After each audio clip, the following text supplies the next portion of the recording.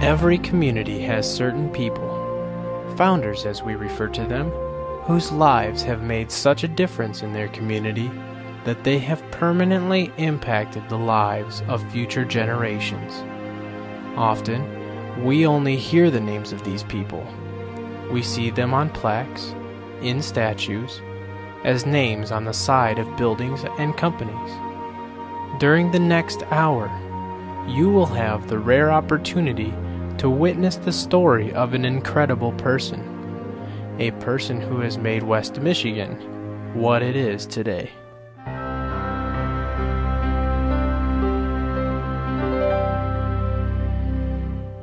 Welcome to West Michigan Biography. Today's story is about an extraordinary woman who has touched the lives of many in our community. She arrived in Holland at a very young age and challenged what were then the traditional norms for Hispanic women. Armed with life's experiences and an ability to serve as both a voice and a leader for minorities, she was a contributing force behind the development of the Community Action House. Her persistence and passion earned her 2 master's degrees, and this education, combined with her ongoing commitment, were a driving force behind what is now the Community Health Center. Her accomplishments also include Holland's first fiesta and an ongoing Hispanic radio program.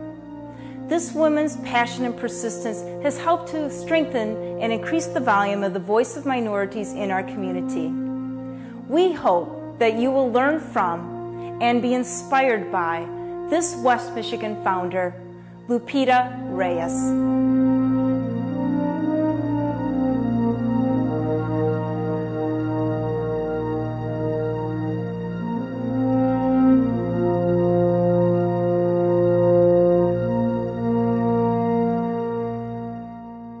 My story begins in Bluetown, Texas.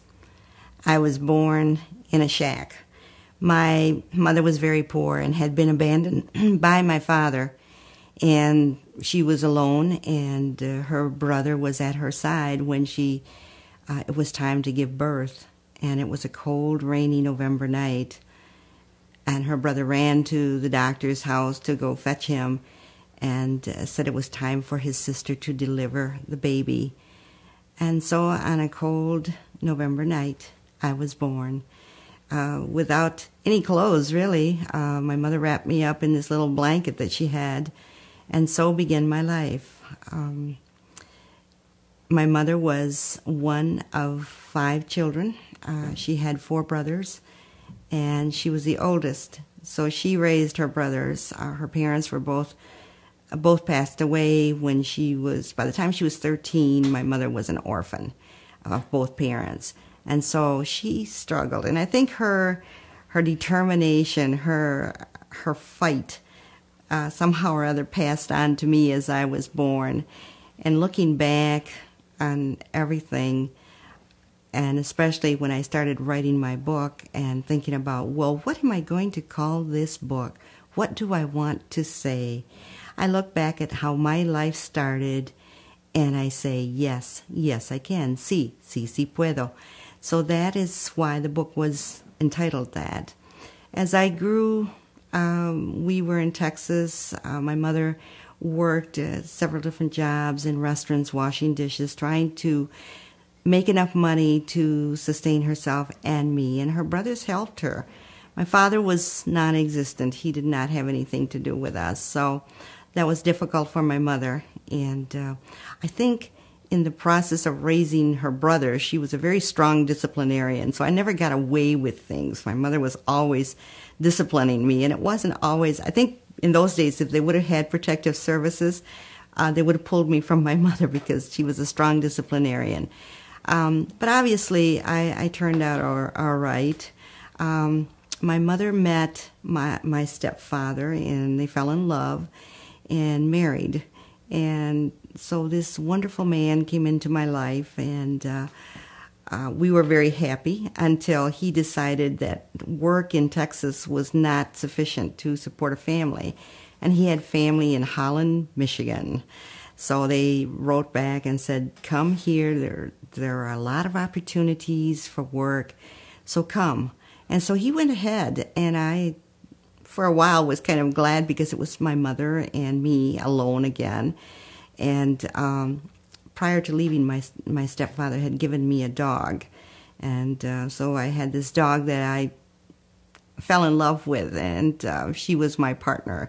So I really didn't miss my stepdad because I thought we were going to be okay. He was going to come to Michigan to work and then come back to Texas and be with us again. So it was a happy time for me until one day my mother got a letter from my stepfather saying, I want you to come to Holland. There are a lot of opportunities here, and I think we can make a good life here. Well, my mother told me this, that we were coming to Holland. And in those days, I didn't speak English. All I spoke was Spanish. And so they got together a group of people who were going to come to Holland, Michigan. And they herded us in a truck. And I was so angry. Picked up my dog, and I wanted to bring my dog. My mother at first had said, no, you cannot take the dog. But I cried so much and made such a stink about it that she finally said, okay, you can take the dog. And the truck driver was not happy with a dog being in the group, but he said, okay.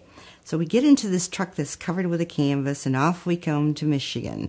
It took us, I don't know how long. I bet it was about at least 5 days to get here. It was hot, and we were tired. And, of course, I sat there with my dog, and, you know, sometimes little dogs' eyes tear. And so when I was telling my dog the story about why I hated to come to this horrible town, the dog's eyes were tearing, so I thought she was crying with me. At one point, there was a checkpoint where immigration, even in those days, would check. And they made us all get out of the truck and ask for papers. And then they came to my mother and me, and she presented the papers. And the officer grabbed the dog, and I started to cry because I thought he was going to take the dog. So he gave the dog back, and he said, no, go ahead. We could get back into the truck. So we finally arrived in this town of Holland, Michigan.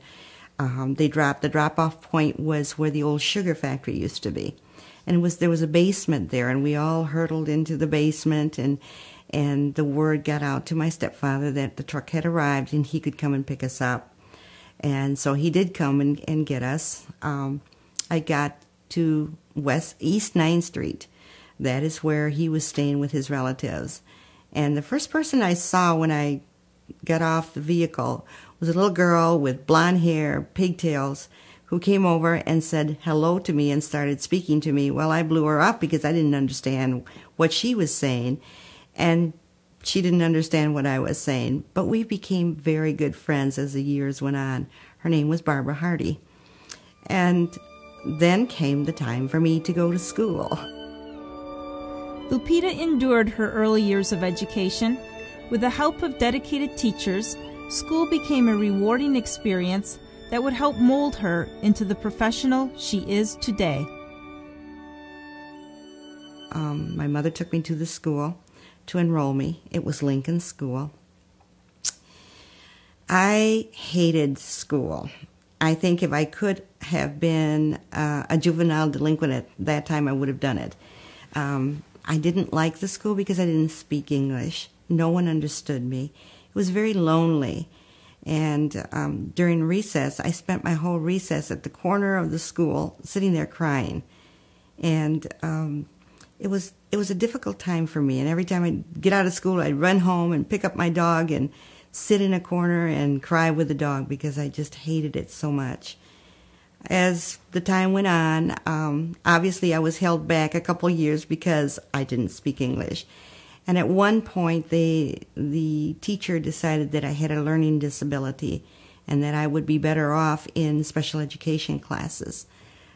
There was one teacher who was the principal of Lincoln School at that time, Minnie Bennett, who came to my rescue and said, no, this child really doesn't have a learning disability. She has a language barrier, and I will work with her. And so they said, okay, let's see how that works. So Minnie took me under her wing, and she lived in Zeeland. And I lived on M21 or Chicago Drive in a little house way back in the woods. And she would pick me up every morning. And I'd have to go to school very early because she was there early. but I'd ride in with her and I'd learn English from her. So that when I went into her grade, which was the 3rd grade, I was doing quite well with English and just mastering the language pretty well. I want to back up, though, a little bit to my first experience in school. I just forgot about that, but I was trying so hard to fit in that this little boy in front of me, his desk was in front of me, and he had a crush on me, and so he would move over so that I could copy his work. And so when the paper went in, the teacher came and said, "You copied." I shook my head. "No, I didn't copy." "Yes, you did." Well, I had copied Jimmy's name along with everything else, so that's how she found out I had copied. So that was a cute story there. I'll never forget that because as I grew older, I always made sure when I'm copying something, make sure you don't copy the person's name. But back to the 3rd grade, I did very well in 3rd grade, and then my mother decided it's time for you to go to Catholic school because we were Catholic and I had to make my first Holy Communion. Again, another transition which I didn't like too well. I had to leave my friends behind, and I had just adjusted very well to the environment. Now I had to adjust to another environment, a Catholic school. My experience in Catholic school was not a good one either, and that is because I think I antagonized the nuns right from the get-go. For one thing, I helped antagonize them by calling them penguins. They look like penguins, and if any nuns are listening to this, I apologize. I don't care to insult them. But at my age, at that time, they looked like penguins. And so I would sit out there and with the other kids and make fun of the penguins. Well, one day, one of the nuns came out to the playground, and we were joking about the penguins. And then the nun said, "What did you say?" And I turned around and looked at her innocently and said, "I didn't say anything." She says, "Yes, you did. I heard you. You called me a penguin." And so I was very naive, and I said, "I didn't call you a penguin. I called the other nuns a penguin." Well, needless to say, I was sent to the cloakroom, and I spent a lot of time in the cloakroom while I was in Catholic school. Along about the 5th grade, the nuns started to teach a form of English that included conjugation and diagramming, and I just happened to get the chicken pox, I think, during that time, so I was out of school.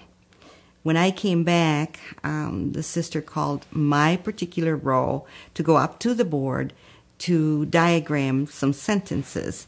Well, I stood there and I looked and I looked and I looked, and I couldn't figure out what in the heck are these people doing. So from the back of the room, at the top of her voice, Sister says, "What is this?" And she called me an ass at the top of her voice, and that hurt so badly. And from then on, I started to skip school. I made all kinds of excuses. I had a stomach ache, I had a headache, and one time the phone rang and they asked for my mother, Stevie, and I thought it was one of her friends. Well, it just happened to be Sister Mary, so-and-so, and told my mother that I had been skipping school. So, of course, my mother confronted me with what she had just learned, and I said, "Yes, I hate the school. I don't want to go to that school." And my mother said, "You have to." So we went to visit the Monsignor, and so I could explain myself. And it didn't go well because he told my mother I was going to grow up to be a juvenile delinquent. So my mother decided to pull me out of that school, and then I wound up at Beechwood School, which was the best thing that could have happened to me. I loved Beechwood School. Mr. Van Raalte was my teacher, and I loved him dearly. He helped me achieve things that I didn't think I could. He made me believe in myself, and that helped me. And then my parents moved to town, and so then I wound up in Van Raalte School. But again, I lucked out because I had Hermina Ehrman as a teacher, and she was great. Again, she was strict, stern, but helped me learn a lot of things. And so I was believing in myself. It was just like building my strength academically, that I could do things. And then I went on to Holland Junior High. During all this time in elementary school, I had been a majorette in the elementary school band, first Hispanic elementary band majorette, and then I went into the junior high. I was in the band there, and then I went on to high school, and then in the high school they said I was too short to be in band. So then I decided, no, this isn't so. I'm a very good baton twirler. I've won contests. There's no reason why I can't be in this band. And that was Arthur Hill.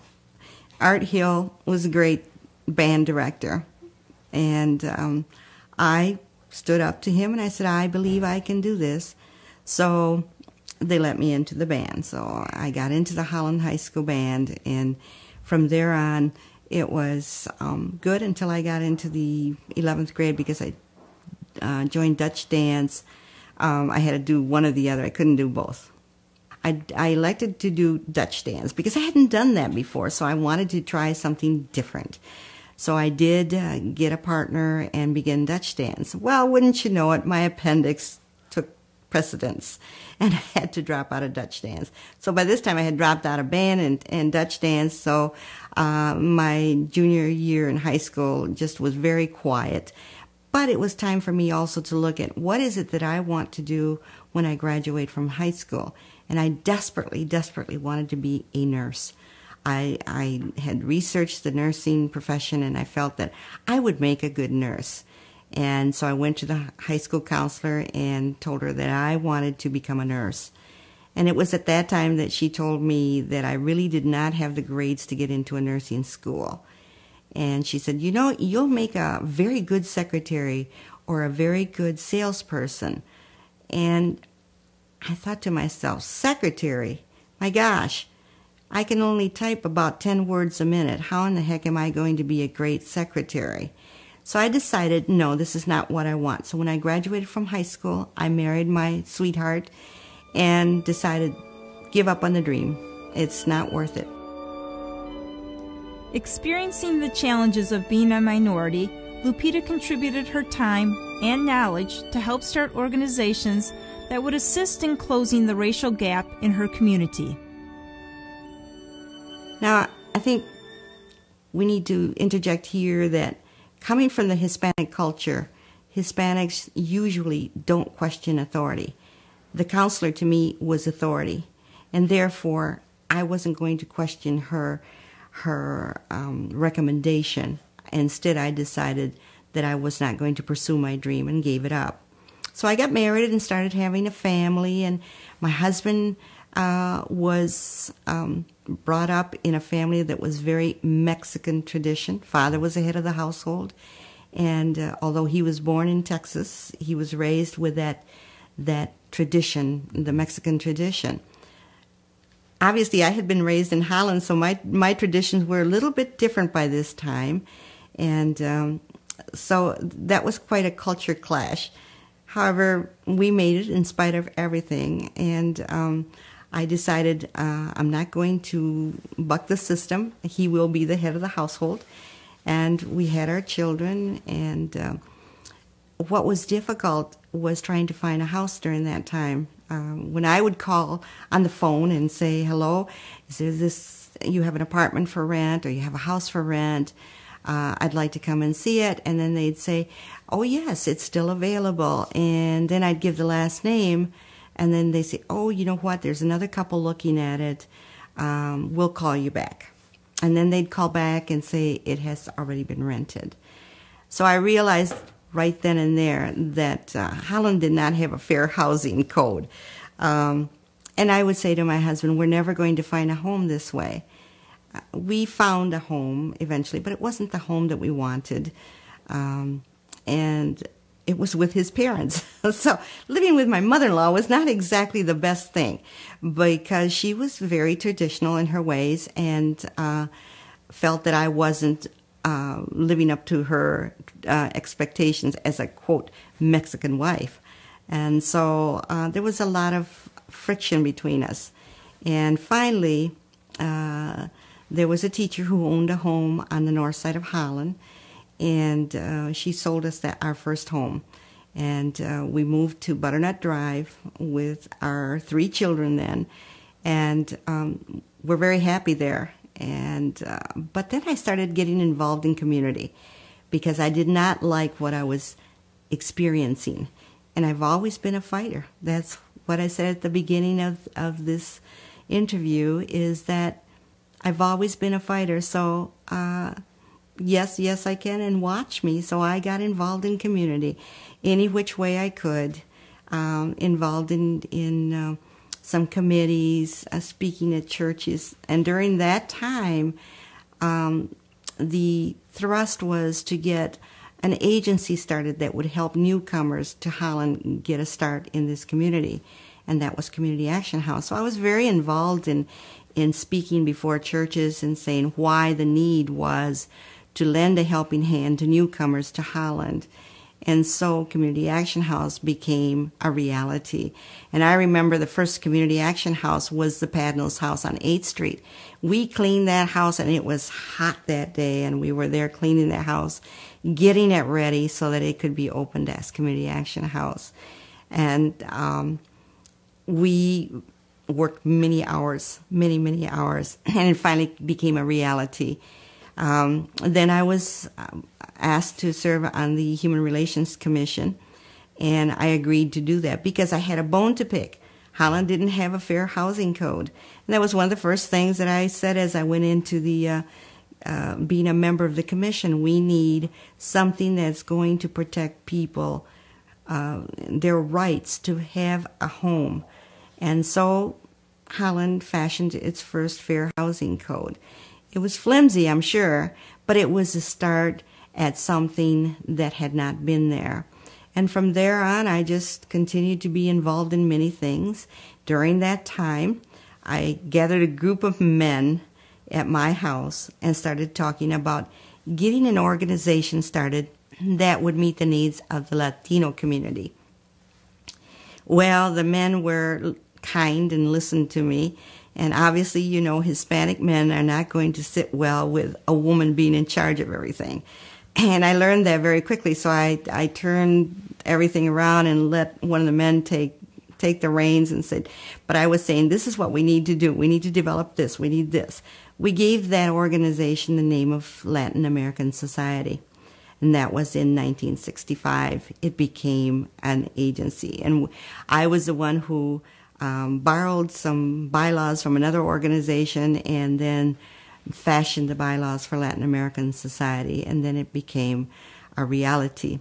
Well, one of our first tasks as an organization was to have a fiesta and a queen contest. And we decided to approach the city of Holland about sponsoring a float in the Tulip Time Festival.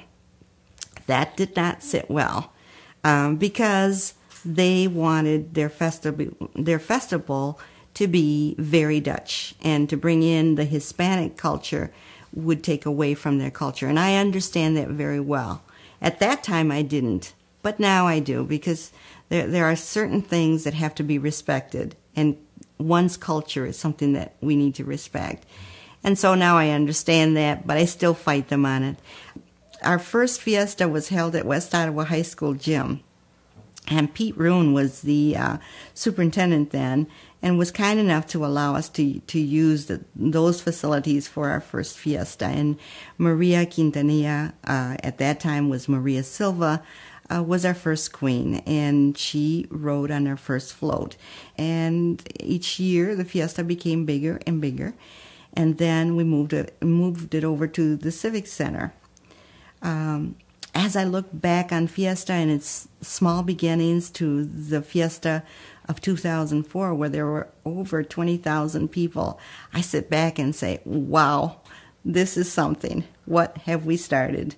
But it's an accomplishment, it's an honor, but most of all, it is something that we can share with the other community members of our culture and be part of Holland. I feel that is how we become part of Holland. We, at that time, also started a radio program. I went to WHDC and spoke to Bill Gargano, and I said, you know what, Mr. Gargano, WHTC needs some programming that's in Spanish because the Hispanic community in Holland is growing and we need to have something. And he said, well, let me think about it and you come back. So I did go back, and then he said, I'll tell you what, we can have a Spanish program, but there is one catch. And he says, you will have to do the show. I said, Mr. Gargano, I have no idea how to run a radio show. Well, he says, that's it. Take it or leave it. I said, okay, I'll do it. Well, my first show was supposed to be 30 minutes long. It was only 25 minutes long. It was recorded, and I didn't know beans about what I was saying or doing. And I knew I could play music and do these things, and 25 minutes seemed like nothing, like a minute. So I got through my first show okay, and then I decided I need to have another person on here with me because I'm not going to do this alone. I don't have the experience. So I found a gentleman who had been a radio personality in Mexico. He says, yeah, I will help you. So his name was Americo Gomez, and he helped me with the program, and we moved the program along. And then about a year or so later, I went to Bill, and I said, you know what? This isn't enough time. And he said, what are you saying? I says, we need more time. So he said, okay. So they moved the program up to an hour. And we continued to work on that. And then Mr. Gomez had to leave the program. And then I found another gentleman, Tony Gomez, who helped me with the program for quite a while. And we continued to grow the program. And then Tony had to leave the program. And then I had another Tony come and help me, Tony Perales. And then he moved back to Texas, and so his ex-wife came in and continued to do the show, Marie Perales, to do the show with me. And long about the time when Marie came on board, I went back to the station manager and I said, you know, this isn't enough time. And he just looked at me, rolled his eyes, and he says, what do you mean? I said, we need more time. Simple. We need more time. So they moved the program up to 3 hours. And that was fine, and it continued to grow. And the last time I went to the station manager, we had the WHTC changed owners, and I asked for more time, and now the show is on 4 hours. And I have a woman by the name of Ana Sanchez helping me with the program. I always like to do the program with a partner because being the disc jockey, you have to play the discs, and you have to do the commercials, and sometimes you need a little bit of wind in between there so you can do all of these things. So a partner is real good, and it also gives me a chance to take off on a Sunday instead of being there every single Sunday without fail. So it's been an interesting thing. I've learned about radio, things that I didn't know, and it's kind of a benefit being a radio personality, because when I go to Mexican functions and some of the Tejano music stars come and they say, oh, you have a radio program, let me give you my music so you can play it. So it's kind of nice. Back to being involved in Holland and community. I've been involved in so many boards and like the Community Foundation Board. And any time that I agreed to volunteer on a board, it was because I believed in the mission of that agency. I did not want to be a token Mexican on any board. And therefore, I want to be a working person on that board to give what I know about my community and bring it forth to the board so they can then meet the needs in some way of my community too. So always, that's been the focus. When I join a board, it is because I believe. While experiencing the full-time duties of being a mom, Lupita had a yearning to accomplish more with her life. With determination in one hand and a strong will in the other, she started her educational journey at Grand Valley State University. Long about this time, I got this yin and this desire to get more education. And this was in 1977, the whole story started. I wanted to do something with my life. I was tired of hearing this, well, Mrs. Reyes, you know, you would be good, but you just don't have the education. And again, back to my book, Si puedo, watch me. So one day, on the spur of the moment, I sent my kids off to my mother's house, and I got in the car. I didn't know how in the world to get to Grand Valley, but I had heard that it was a very good school. A US 31 north to M45, so that's a long way around. Went up M45, and there was Grand Valley. I drove in. First person I saw, I said, hey, how does one go about enrolling in this school? Where do I go? And the young man said, oh, you got to go around here and here. Finally found the office. I walked in there. I bet my hair was just standing up on edge by this time because it was hot. And walked in there, and I said, I need to talk to someone about enrolling here. And they asked me to have a seat, and pretty soon a young woman comes out, calls me in, and I go in there, and we started talking about what I wanted to do. I told her I desperately wanted to get an education. I said, but I'm going to be honest with you before we get any further. I don't have any money to go to school, and I don't have the grades. I was told in high school I didn't have the grades to go on to college. Well, she looks at me, she says, the money part's no problem. We can probably find you some assistance somehow, or you can get financial aid or borrow money. So she went over all those things, and I thought, okay, I can do that. She says, now the grades. I need to look at your grades first. I said, okay. She said, did you bring a transcript of your grades? I said, no. She says, that's the first thing you need to do. You need to get a transcript of your grades, send them here to the college, and then we'll talk about whether or not you can come here. I was so excited, came back to Holland, long way, and went to Holland High, and went to the office, and I said, I would like a transcript of my grades. And, of course, they charged me, I think it was $1, and then they put my transcripts in a little envelope with a little seal, Holland High School seal on it, and I think that's so I wouldn't open it and change the grades. I was so excited. I went back to that place again, and got to the office, and I said, I need to talk to the counselor I was talking to. Well, the woman was so surprised to see me that she agreed to see me. And she says, yeah, come on in. So she opens the envelope, and she sits back in her chair, and she says, tell me again why you didn't go to college. And I said, well, I didn't have the grades. And she says, you had a 3.0 grade average. And I said, well, yeah, I knew that. And she says, you could have gotten into quite a few colleges. Well, I don't know if anyone has experienced this, but when you become angry, your heart just starts to pound. My heart was pounding, and I could feel myself clenching the chair because I was so angry. And then I just calmed down, and I said, okay, what do I have to do? Well, she said, what is it that you want to do? I said, I don't know. I want to work with people. So she started down the line, and I figured nursing is out. I'm too old for that. So she started down the line of careers, and she came on to social work. And I said, I'll take that one. That's how I picked my career of social work, by hit and miss.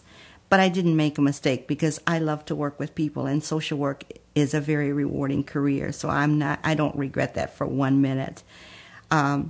So then I decided, yep, I want to come to school. So I got all the paperwork, I filled it out, went home. Now, my husband didn't know one thing about what I had done. This was going to be a challenge. So I made a very special supper. I told the kids what I had done. They were all excited. We sat around the table, and they were, my husband got home from work. Supper was ready. I think he was surprised to see supper was ready, but very wonderful supper. And as he's eating, I asked him, how'd your day go? And he says, okay. And I says, well, I had a very wonderful day too. And he says, what did you do? I said, I drove over to Grand Valley and enrolled in school. And he was about ready to put a fork full of food in his mouth, and he put it down, and he said, you did what? And I said, I went to Grand Valley to enroll in school. And he says, why did you do that? And I said, well, because I want to go to school. And of course the kids were all quiet, stiff as a board. And he said, we'll discuss this later. So I knew then he didn't want to discuss this in front of the kids. And so after the kids went to bed, he said, now, why do you want to go to school? He says, you have 5 children, you have an obligation here, and I am the provider here, not you. And I said, I just want to do this for us. And I said, I think that if I get an education, we'll be better off. And he says, we are okay now. And so we dropped the subject, didn't discuss it, and then I was very sad, but I figured, what are my chances of getting into college at this age without money? And I still had that feeling that I was not college material. So I figured, I'll never make it, so I'll just let it go. Well, a few weeks, maybe a month or so later, here comes this letter from Grand Valley. And my heart was just pounding. I was scared. I was excited. I didn't even want to open it. I sat it on the kitchen table for I don't know how long. I finally opened it. And of course it said, congratulations. And then I think I could have gone right through the roof then. I was accepted for the freshman year to start that fall. And so, again, another special supper to tell my husband the good news. And I don't believe that he actually was against my getting an education. I believe that he felt that the family was going to suffer in the process by my going to school. And so he was not too happy with my going off to school and laid down a few rules about if I'm going to go to school, then I had to have the children well-groomed when they went to school. I had to have supper ready. I had to, everything that I was doing prior to going to school had to remain the same. And I figured, well, you know, what could go wrong with this? I have a time-bake oven. I mean, I'll get up early. I'll do all of these things. I can do it. I did do it. I used to get up very early in the morning to get him off to work and then get the kids ready for school, and then off I'd go. All the classes that I selected were classes that fit into my kids' school schedule, and that's how I did it. And in those days, Grand Valley was on 15 credit hours, and so the trimesters, I believe that's what they called it. So I was carrying a full load, plus being a full-time housewife, a full-time mom. And it was the second in the midterms, or the second set of classes that I took, that I had to take a class called Women in Transition. It was taught by Dr. Suzanne Hedstrom. We had to write a paper. And of course, I wrote my paper about how I wanted to go to school and wanted to do all these wonderful things, and how I was doing all these other wonderful things as a housewife, mom, and a student. So I felt I had done a great job in writing that paper. So when she handed the papers back, she said, "Lou, I need to talk to you." And of course, right back to that old feeling of you don't have what it takes. It stays in you. And that's exactly what I thought she was going to do, is saying, you wrote a terrible paper or what. So she sat down and talked to me, and she said, you really wrote a good paper. She says, but I am concerned. And I said, why? She said, because I believe that if you continue to go the way you are, you will not finish school. You will drop out. And she says, it's not because you don't have the ability, but it's because you are trying to be a super person, and you can't do that. And she said, ask your husband to help. I says, wait a minute. I says, I'm married to a Hispanic. You think I'm going to go home and tell my husband, dear, you're going to do the dishes tonight. It's your turn to cook? I says, I don't think so. It's not going to work that way. She says, well, it's up to you. And she says, but I can guarantee you that if you don't change this, you will not get through school. I cried all the way home. It was very difficult for me to accept the fact that I might have to drop out of school, something that I had longed for so long, and now someone is telling me again, you're not going to make it. But this time it was different. She didn't tell me I was not going to make it because I didn't have the brains. She told me I wasn't going to make it because of the way I was trying to do it. But in my mind, I didn't see that. I got home, and the kids were home from school, and I sat down and said to them, here's what's going on. And they said, we'll help. And each one of them took a chore. And I was surprised that they wanted to do this. And I realized then I do have the support of my family. And so started a different stage of my life. The kids began to support me and doing whatever they had to. My husband was very reluctant, yet he still wanted that to be in control of his family. And I was busy trying to change everything. And then he got home from work one day and the supper wasn't done because I had decided I'm going to do what Dr. Hedstrom said. I'm going to ask my family to help. And so he came home from work and supper wasn't ready, and he said, why isn't supper ready?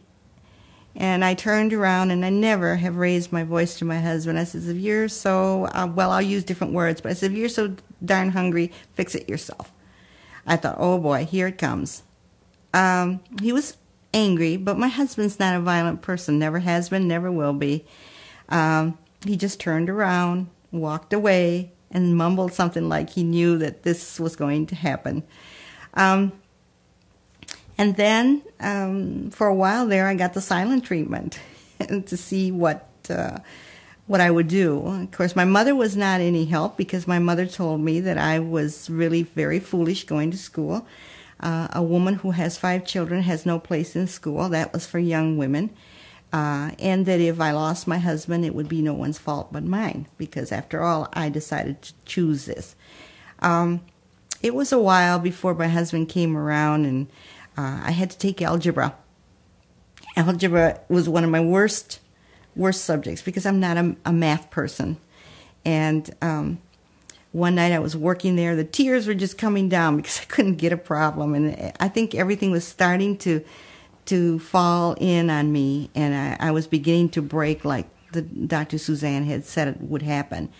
And then my husband got up, and I turned around, and I said, I realize that the lights are on, and I'm sorry. I said, I will turn the lights off and go to bed. And he says, no. He says, why don't you just put that away? He says, I can help you in the morning. I turned around and looked at him. I says, you're going to help me? He says, yeah. With the continued support of her family, Lupita realized she could accomplish any task. Armed with this knowledge, she pursued both her education and a successful professional career helping those in need. So everything changed then. From there on, I finished Grand Valley at the top of my class.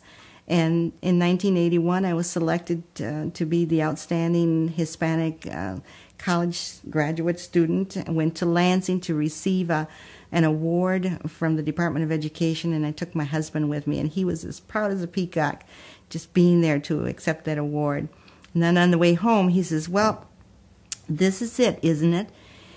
And I looked at him, I says, well, I don't know. There's graduate school. He says, okay. He says, if that comes, we will do it. But he said, we will do it. And I got a job at Holland Community Hospital in 1981 in their social work department and started off as a medical social worker. And 2 years later, I got that itch again. I enrolled at Western Michigan University for the graduate program in social work. And this time, I had the support of my family. I knew I had that support, so I excelled there too. By the time I graduated from Western, I graduated with a 3.6 grade average. Not the best, but hey, it was okay for me. And I also, the good thing about Western Michigan was that I got my education paid for through a professional grant. It was called Thurgood Marshall Grant, professional grant. And so my education was paid for that way there. And so then I went climbing up the ladder of success, as they say. I became the supervisor of the department, but I decided to leave Holland Hospital. And I'm a very spiritual person, and I've always asked God to lead me to where He needs me, not to where I need to be, but where He needs me. And there was an opening at Catholic Social Services. And I remember praying and saying, okay, God, you need to tell me what it is that I need to do, and I will follow. Well, Catholic Social Services was not even meeting the salary that I was getting at Holland Hospital. And so I told them I couldn't afford to do that. Well, darn if they didn't come back and meet it. And so, yeah, I left Holland Hospital and went to Catholic Social Services and started El Centro here in Holland. And but that was quite an experience in itself, because I was the therapist, the secretary, the janitor, the cashier. I was everything. And after a while, you know, when you're doing therapy with a client and the phone is ringing, the client says to you, "Answer the darn phone, please." Well, you know there's something wrong with the picture. I talked to the folks at Catholic Social Services about getting extra staff, and that was not a possibility because of their budget. And so I thought, oh boy, now I've gotten myself into this big pickle. I sat again and prayed, and then my old supervisor gives me a call one day out of the blue. That's why I know that God is there for me. He calls me and he says, "What are you doing for lunch?" I said, "Nothing." And he says, "Well, let me take you out to lunch." And so he picked me up. We went to lunch. And then while we were at lunch, I started to tell him all of my woes about being in this position and having to be all things and for one position. And he says, "How would you like your old position back?" And I said, "I'll take it." He says, "Wait a minute, I haven't even told you how much we're paying." I says, "I will take it." I went back to Holland Hospital, and I didn't know this, but he was being promoted to another position, so I took his position and became the head of the department and stayed with Holland Hospital until we developed the Community Health Center. And so the Community Health Center was a dream of a group of people who were very concerned for the health care of the uninsured, underinsured in the Holland area. Holland Hospital was at the head of all this. I mean, they really truly believed that the needs of the poor were not really being met adequately. And so we formed this group, and the opportunity came for us to open the center, and I was asked if I wanted to at least get it started, then I could come back to my job. And that's what I thought I was going to do. And once I started with the center and started to see the needs and started to see everything that was out there that was so different. When you're in the hospital, you're protected by four walls. And when your job ends at 4:30, you leave and that's it. At the health center, you're not protected, not really, because everybody comes with different stories. I'm being evicted, I don't have enough food, I'm being abused, besides being sick. And so that kind of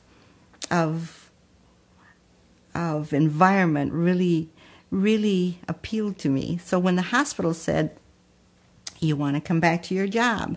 And I said, "No."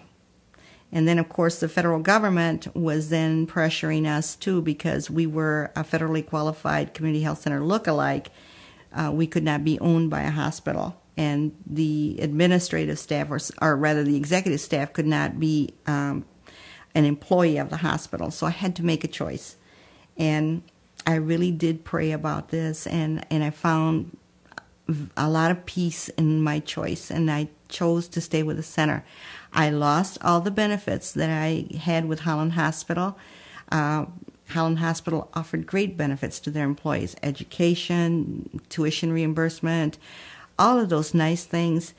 But that didn't make up for the benefit that I was going to get at the center, and that is helping people and helping to recruit Hispanic doctors to the city of Holland. I mean, we didn't even have one Hispanic doctor in Holland. When the center opened, we had one.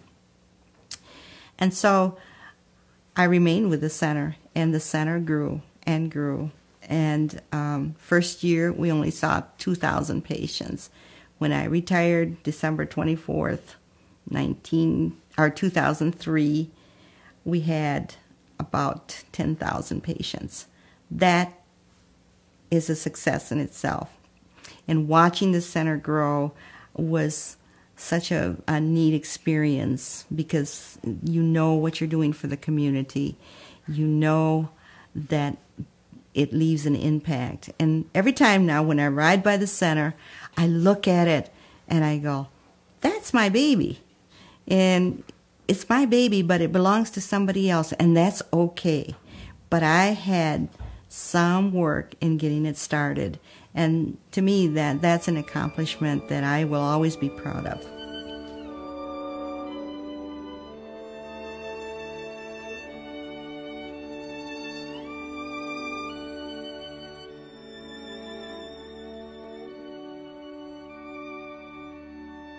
As far as Holland is concerned, I look at Holland, I look back to my beginnings in Holland, Michigan, and the town that I hated so much, I have grown to love so much.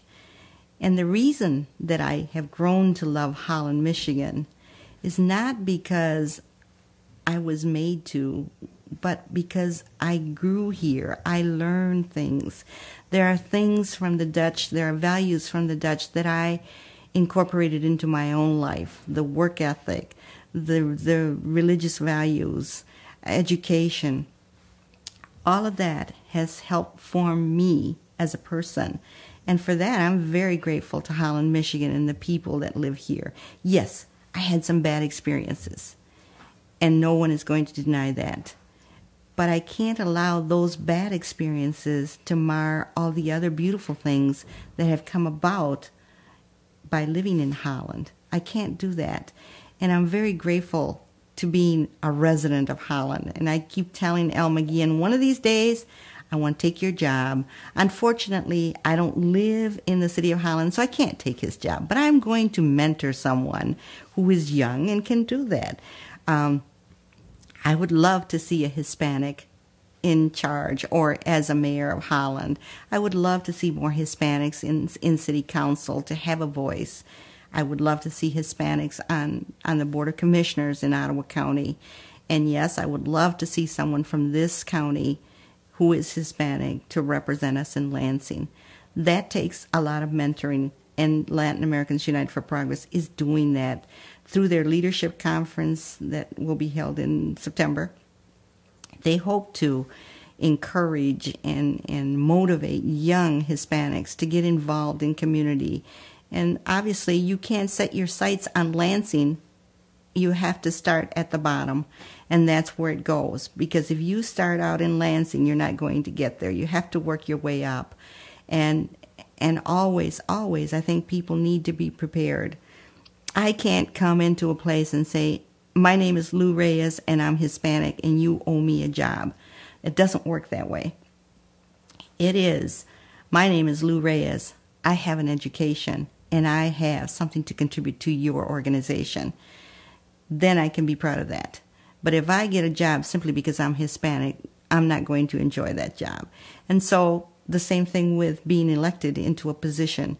You have to work your way. You have to gain the respect of people and show that you can care about a community, that it's not just about the Hispanic community. It is about community, about Holland, Michigan, making Holland, Michigan a good environment for all people, not just for one group. And someday, I think if I run for office, that is going to be my platform. I want to make Holland, Michigan, or Ottawa County a place where all people can live and work together. And no, we don't all have to agree, and we don't all have to love and embrace each other, but we certainly can work together for a better community. What do I want to leave to young people, Hispanics in particular? I think the reason that I am so grateful this biography is being done is because I can tell a story, and that I hope through this story people will be encouraged to move out of their little box and dare to be different, dare to take a challenge, and be part of the community. When I started my book, I said, what do I want to say? I'm going right back to where I started. What do I want to say to this community? What do I want to say to young Hispanics? And if I am talking to young Hispanics today, I am saying always, always believe in your dream. Cherish it. Hang on to it. Don't let it go. And always say, sí puedo. Yes, yes I can, because I did it.